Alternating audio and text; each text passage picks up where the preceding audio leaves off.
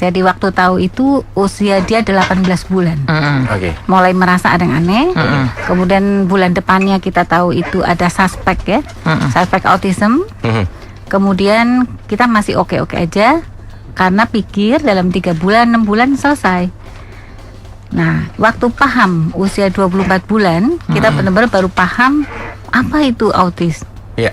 Nah, itu. Oke, Bunda Wiwi, setelah tahu dan paham, ini perasaannya gimana?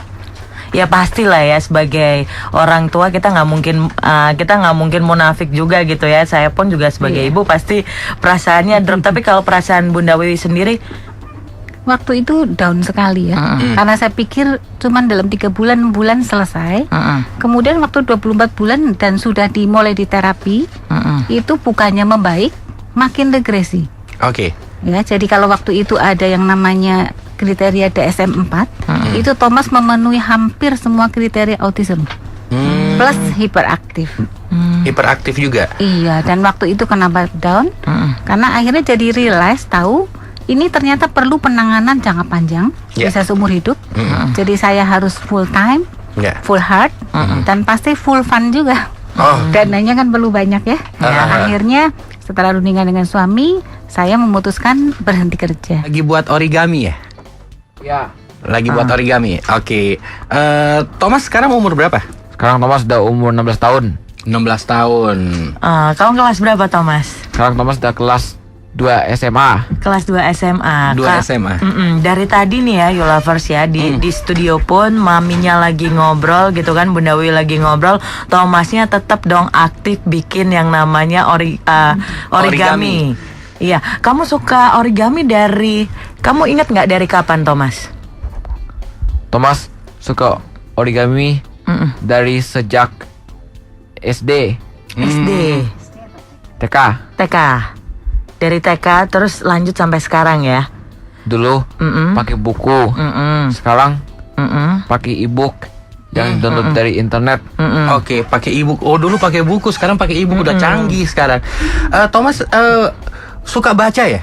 Ya. Tadi saya lihat di situ, lihat majalah, lihat buku, baca aja. Itu kacamatanya minus berapa tuh? Masih suka baca, bacanya apa? Bacanya sukanya buku animal ya. Ini origaminya juga dinosaurus kan? Ya. Mengenai animal juga ya. Secara langsung ya hasil karyanya dibeli juga ya. Tanda dibeli sama Ibu Ani, Ibu Presiden kita. Ibu Ani Yudhoyono. Ya. Oke, itu ceritanya gimana tuh untuk Hari Anak Nasional ya? Bukan. Bukan. Itu bulan April itu Hari Autism. Hari Autism Sedunia sebenarnya 2 April. Iya.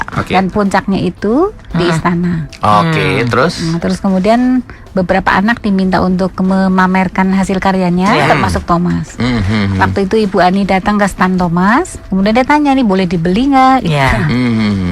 Jadi dibelilah satu diorama yang isinya kira-kira hampir 40 binatang itu judulnya Noah Ark. Ya, jadi Bahtera Nabi Nuh. Iya.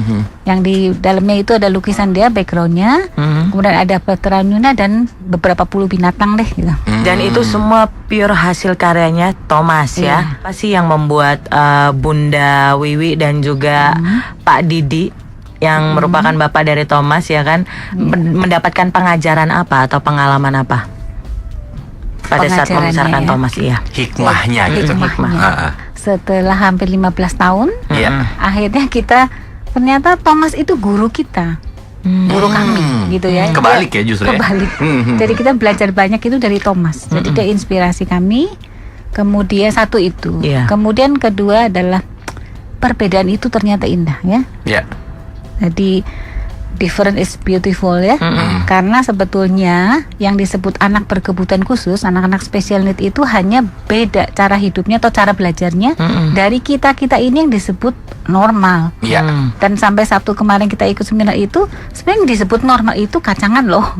Apa-apa sama kan? Pola kita belajar sama. Dan mereka beda. Dengan keunikan masing-masing itu yang kadang menghasilkan sesuatu yang luar biasa. Itu yang kita pelajari yang kedua. Terus yang ketiga, ternyata orang tua dulu kita sering dengar waktu yang berkualitas buat anak. Enggak cukup. Jadi orang tua tuh harusnya memberi waktu yang berkualitas, kualitas pasti, tapi kuantitas juga. Jadi kualitas dan kuantitas yang benar gitu.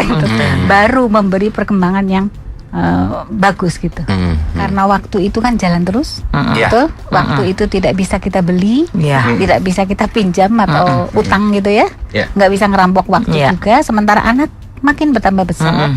Jadi selain tadi menerima secepatnya, kompak dengan pasangan, itu juga tipsnya terlibat aktif, ya, kuantitas dan kualitas tadi.